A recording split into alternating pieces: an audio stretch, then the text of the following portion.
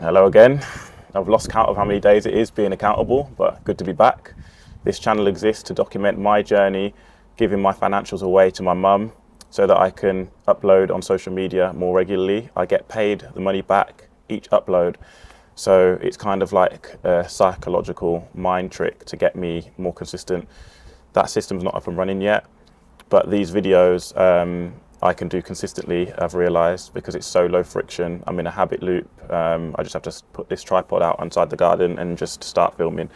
And that system is to sort of increase my capacity so I can do these, but I can also do TikToks on my other channels, my theme page, my curation page. I can also do sort of videos on my modeling page and start to sort of build up that portfolio of videos to reach clients and to ultimately build a life of freedom. And that's actually kind of what I want to speak about today, specifically portfolio. If I had stuck to what I said I was going to do, even in one of those verticals, whether it was the modeling or the music curation, music recommendation page, I would have had a portfolio to give to, 9 to 5 jobs, or even part-time jobs, depending on how they were set up, to do something in my, the bulk of my hours that was more enjoyable and more catered to the way my mind works, to my interests, to my passions, and to the kinds of people I want to be around. But because I didn't do that, now I'm finding it an uphill battle, not to get work, but to get work that I enjoy, which is a shame because the skills you develop in the jobs that are things you went for aggressively are going to bleed into your content curation or your content creation. And so that's something that I want to make you aware of. If you're just thinking, oh, should I, shouldn't I, based on content alone in a vortex, like, well, if I upload 50 times, I don't know if that's going to pay off. And that thought is a bit demoralizing. And you're just thinking about it in terms of, does this upload provide an ROI within this platform? It's not really about that. Viewers are only one type of reward, or people commenting are one type of reward, but the corporate world, the outside, the real world is also linked to this. When somebody says, oh, can you send us a file to your page, or can you send us your social media, or can you show us an example of your work, and you don't have anything to give them, that's when you realize there are consequences to sort of being idle, to not putting in your best every day, to using the excuse of tiredness from work, to not pour oil into your lamp for future endeavors. And I'm finding that now. This is my first day. I quit my job about 2 months ago. I extended for a month because I was still in the throes of talks with recruiters, and things are still in their early stages.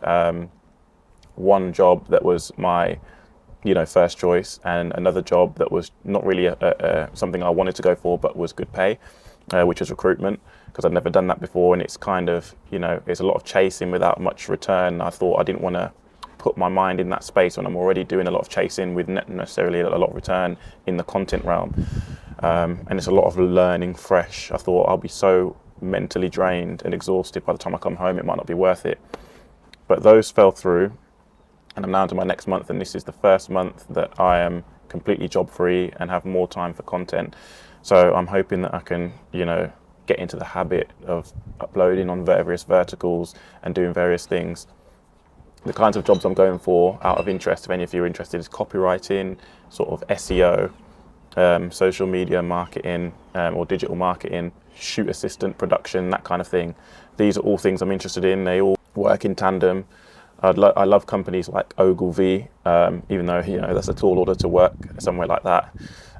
Rory Sutherland's Ogilvy. I'm currently reading Alchemy. That's a great read if you're a very analytical, logical person, but you want to sort of unlearn some of those rigid and boxed in ways of thinking and ask dumb questions, sort of turn that glass cube over to look at it from a different perspective, and to get asked different questions to get different answers. If you don't just want to be logical, you want to be psychological, which is like slightly different. You want to make ads that convert, that resonate with customers and their actual needs, and you want to learn what people do rather than what they say in order to fulfill their needs. I'd recommend Alchemy. That's a great book. But If I just stuck to what I said I was going to do, publicizing myself or ideas or people or environment online and showcasing my design skills, my writing skills, I would have had more leverage to do the things I'm doing. But, you know, hindsight's 2020. At the time, the job I had was part-time, and it was close to where I live. So the idea was that I was going to commute into the city and then do reels from there. But I got trapped in the sort of calculation of, oh, every time I go on the train, it's this much, and then I come back, and if I go and then don't film anything because of imposter syndrome or because of, you know, anxiety on the street, setting up a tripod, or worrying about my phone getting robbed, or all these things that you hear about in London, right? There were so many variables at play that stopped me, that was between me and filming. It was just, you know, mentally so taxing that I never actually really did it. I never utilised that time from 12:30 or 1 through the rest of the day to film or to create things. So even though you might be in the season of life that's just part-time, please consider that the 9 to 5 may call to you at a later time. And it's not just surrender to, oh, my content dreams are dead, or it didn't work for me and then I've just surrendered and toggled back to 9 to 5. No, it might be a change of strategy. Like for me, it's a change of strategy. Yeah, I'll be doing 9 to 5. If I'm doing it in the city, by osmosis, I'll sort of be in and around networking opportunities or job opportunities that are more in line with my long-term vision and trajectory. So it's a change of strategy. I'm not going in it, you know, crestfallen or depressed. I believe that this is actually, you would think if you're going to spend more hours working and sometimes in a job that you hate, and the only benefit is being in the city where everything's going on, that it would detract from your dreams. But actually a lot of people, just by being in and around where the things are happening in the nucleus of it all, that actually gets them much further ahead. I've seen Scott Galloway talk about, you know, getting into the city where the money's made, and he talks about London's one of those cities where you work for people who have the money. You don't necessarily make the money in London, but he does recommend getting into the city, getting into these, you know, high yield places where you are in the domain that is going to push you forward and that is acclimatized to you. Keep your options open. It's just, I'm trying to give you one more reason, one more, you know, bit of perspective to do the content, even if you don't feel like it's going to pay dividends. It's not just about the content in of itself and whether it performs.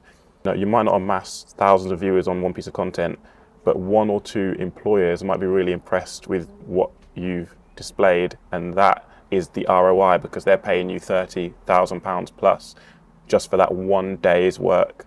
So please consider that. Hope this helps.